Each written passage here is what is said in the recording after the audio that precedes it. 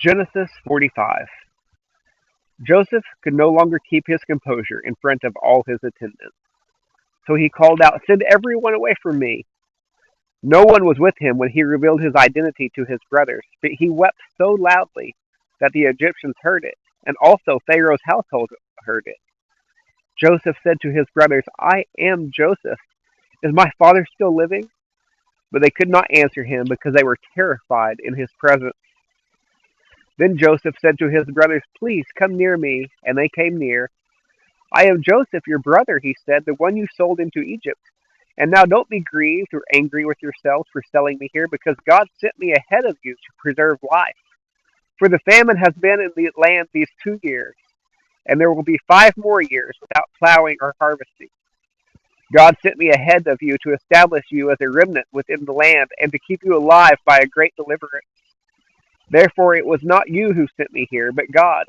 He has made me a father to Pharaoh, lord of his entire household, and ruler over all the land of Egypt. Return quickly to my father and say to him, 'This is what your son Joseph says. God has made me lord of all Egypt. Come down to me without delay. You can settle in the land of Goshen and be near me, you, your children, and your grandchildren, your flocks, your herds, and all you have. There I will sustain you, for there will be 5 more years of famine."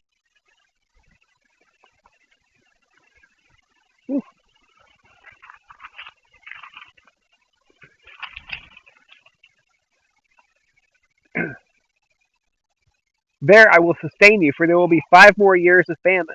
Otherwise, you, your household, and everything you have will become destitute. Look, your eyes and the eyes of my brother Benjamin can see that I'm the one speaking to you. Tell my father about all my glory in Egypt and about all you have seen, and bring my father here quickly." Then Joseph threw his arms around his brother Benjamin and wept, and Benjamin wept on his shoulder. Joseph kissed each of his brothers as he wept, and afterward his brothers talked with him. When the news reached Pharaoh's palace, "Joseph's brothers have come," Pharaoh and his servants were pleased. Pharaoh said to Joseph, "Tell your brothers, do this: load your animals and go on back to the land of Canaan. Get your father and your families and come back to me. I will give you the best of the land of Egypt, and you can eat from the richness of the land."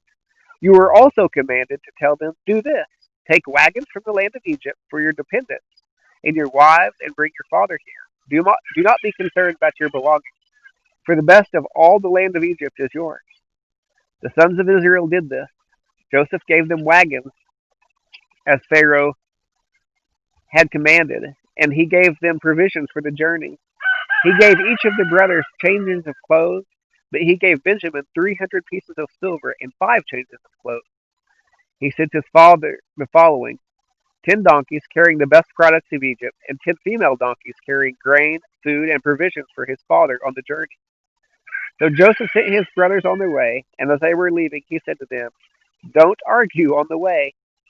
So they went up from Egypt and came to their father Jacob in the land of Canaan. They said, "Joseph is still alive, and he is ruler over all the land of Egypt." Jacob was stunned, for he did not believe them. But when they told Jacob all that Joseph had said to them, and when he saw the wagons that Joseph had sent to transport him, the spirit of their father Jacob revived. Then Israel said, "Enough! My son Joseph is still alive. I will go see him before I die."